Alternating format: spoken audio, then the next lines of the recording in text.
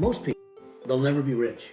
Not because they don't work hard, but because they fall into some of these traps. Like the first trap is the trap of destructive debt, okay?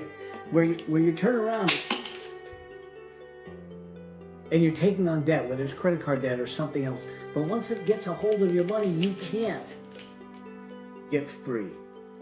The second trap that I see people getting involved in is lifestyle creep, where as their income goes up, so does their lifestyle.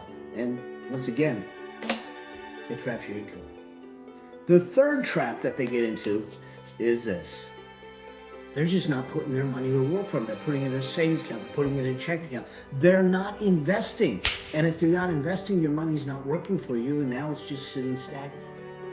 And the fourth, this one's a tough one.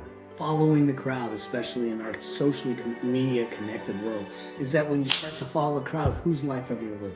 So the way to tackle this is to really use something called the 4 wealth drivers matrix that I talk about. And instead of destructive debt, you want to focus on, how do I scale my income? How do I scale my earnings? What do I do to create more value so I get paid more?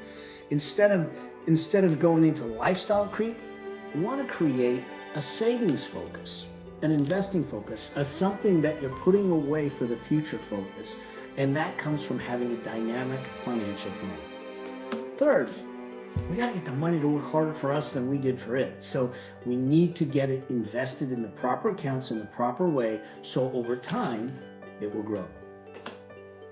And fourth, we need to make now important. We need to make investing a priority.